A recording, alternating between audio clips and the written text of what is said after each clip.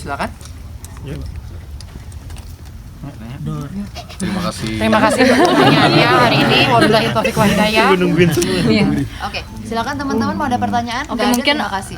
buat Kak Rahel ini kan sebagai debut pertamanya juga ya, apalagi Di di horor gitu. Nah, mungkin bisa dijelasin nggak sih Kak Tantangannya seperti gitu. apa ya? Tantangannya karena ini pertama aku di horor, baru pertama kali ngerasain syuting dimulai dari jam 6 sore sampai jam 5 gitu, baru istirahat kayak kebalik gitu loh jam tidurnya. Itu baru pertama kali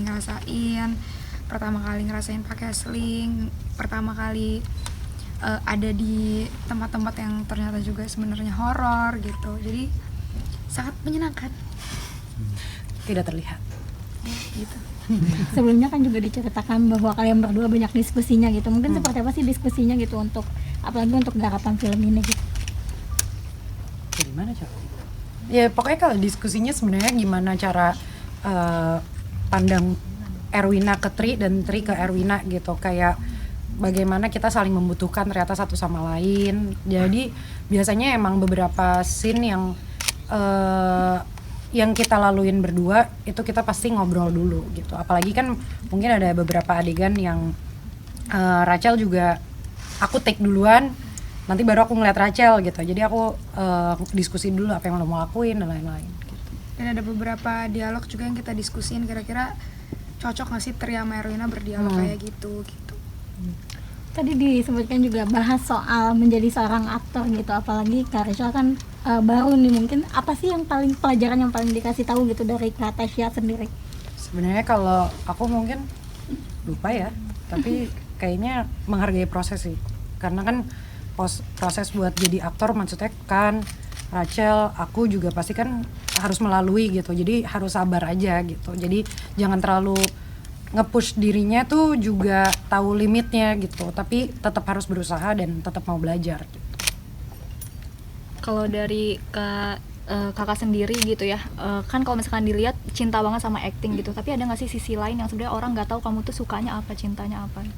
Aku mungkin yang sisi lain yang orang nggak tahu apa ya, kayak semua orang tahu deh aku sukanya apa, karena aku nggak tipe orang yang nggak nutup-nutupin apapun yang aku suka. Olahraga, terus juga kayak kemarin lumayan belajar sama Muhammad kan. Kita nggak tahu kok dia suka K-pop. Oh iya, K-pop. Tapi semuanya harusnya tahu. Ya aku suka K-pop gitu. Kayak kemarin baru lihat list apa aja yang aku denger. Ya 2000 berapa menit aku dengerin K-pop gitu. Itu doang sih. Walaupun muka aku nggak kelihatan kayak pecinta K-pop, tapi aku suka K-pop. Thank you kan. Diingatkan gitu. Apa pendapat kalian mungkin bertiga tentang tulang punggung keluarga? Siapa duluan mungkin? Kan? Pendapatnya? Ya nggak apa-apa ya, itu anggap aja sodako ya. Nggak, sebenarnya mau ngejawab serius apa enggak nih? Sebenarnya kalau culture tulang punggung keluarga itu cuma ada di Indonesia ya, gitu. Kalau di negara-negara luar yang sudah negara-negara maju tuh nggak ada sistem tulang punggung keluarga, itu nggak ada, karena setiap anak itu harusnya bertanggung jawab atas dirinya masing-masing gitu, dan orang tua tuh sangat bertanggung jawab penuh dengan anak-anaknya gitu. Tapi kayaknya emang di Indonesia aja baru istilah tulang punggung keluarga tuh banyak terjadi di sini, dan kita harus cari tahu apa yang menyebabkan ini semua ya. Aku nggak mau terlalu banyak ngomong, takutnya salah. Betul. Ini dijawab semua sama kan. Tapi Tapi kalau aku mungkin lebih aku salah satunya mungkin tipe orang yang sangat gimana ya, ngelihatnya keren banget sih orang-orang bisa jadi tulang punggung keluarga gitu. Aku nggak ngerasa aku mampu untuk dikatakan seperti itu gitu. Tapi kayak misalkan mungkin Rachel atau kan menjadi tulang punggung keluarga itu kan nggak gampang gitu. Dan kadang jadinya di beberapa orang, nggak semua orang itu jadi menyampingkan kesenangannya sendiri. Dia nggak tahu apa yang mau dia lakukan. Kayak misalkan karakter Erwina ini kan juga jadinya dia nggak tahu apa sih yang bikin dia happy, apa sih dia nggak bisa bersuara karena dia terlalu memikirkan orang lain dibanding dirinya sendiri gitu. Aku sih merasanya semoga orang-orang di luar sana bisa bahagia dulu sama dirinya sendiri, baru bisa bahagiain orang lain gitu. Bener, sama kayak kalau di pesawat kan, kalau ada masker turun yang dipakai Kita dulu baru orang lain. baru orang lain. Menurutku itu benar. Jadi emang kita harus nggak apa-apa kok nolong diri sendiri dulu baru nolong Orang lain. orang lain. Rahel gimana?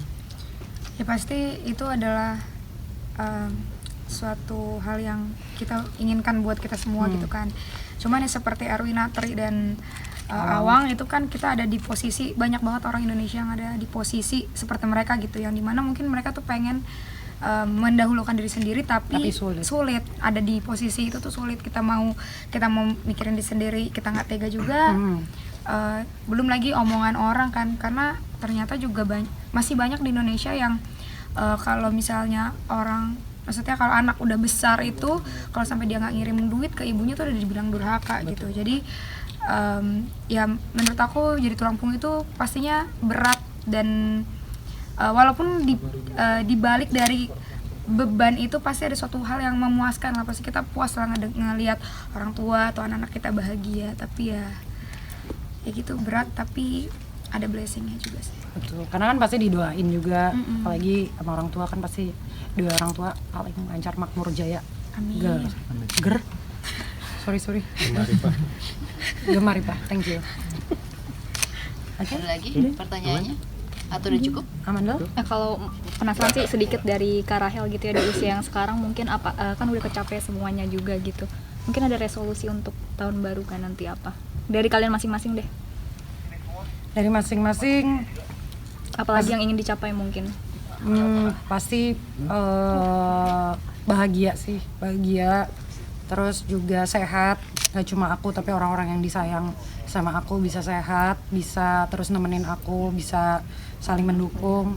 Teman-teman yang baru juga masih bisa menjalani hari dengan kabar-kabaran kalau memang bisa gitu. Jadi aku berdoa semoga di tahun-tahun berikutnya akan ada kebahagiaan dan surprise lainnya gitu. Kalau dari Kak Rahel? Kalau aku, resolusi aku ya semoga di tahun depan kita semua sih merasakan nyaman, aman, bahagia, dan juga bisa bahagia dari hal-hal kecil. Kayak sekarang nih aku di interview kayak gini, aku happy, that's right motherfucker.